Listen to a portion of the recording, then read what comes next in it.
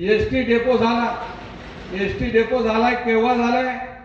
2-3 वर्षापूर्वी, 4 वर्षापूर्वी मला वाटतं सुरेशराव दिवाकर रावते परिवहन मंत्री होते, उद्धव साहेब मुख्यमंत्री होते, आघाडी सरकार होतं देवदत्तजी, त्या काळामध्ये मनसरचा एसटी डेपो मंजूर झाला आणि तो एसटी डेपो कार्यान्वित झाला।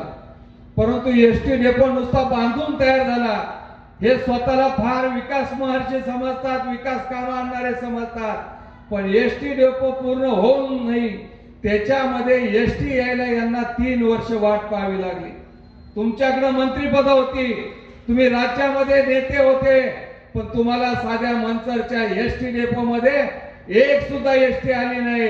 लोकांना आंदोलन करावी लागली, आंदोलनाचे इशारे दिले, तेव्हा कुठे मनसरच्या एसटी डेपो मध्ये एसटी आल्या तर आल्या, त्या कशा आल्या? तुम्ही जाऊन पहा, 10 एसट्या पहिले आल्या। चेअरमन साहेब, 10 एसट्यांची अवस्था अशी आहे, रस्त्याने चाललं तर एकीचा दरवाजा गळून पडतोय की काय, दुसऱ्याची खिडकी गळून पडते की काय। वारे विकासाचे महामेरू, फक्त पैसा आणणं एवढा विकास नाहीये बांधवांनो।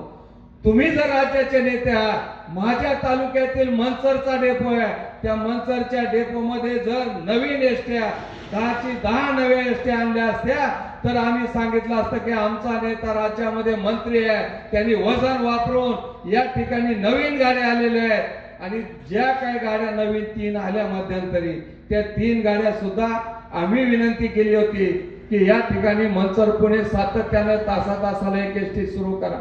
सकाळीची एक पुण्याला एसटी जाते, यांनी एसट्या कुठं चालू केल्या? मनसर अक्कलकोट, मनसर पंढरपूर, मनसर नाशिक।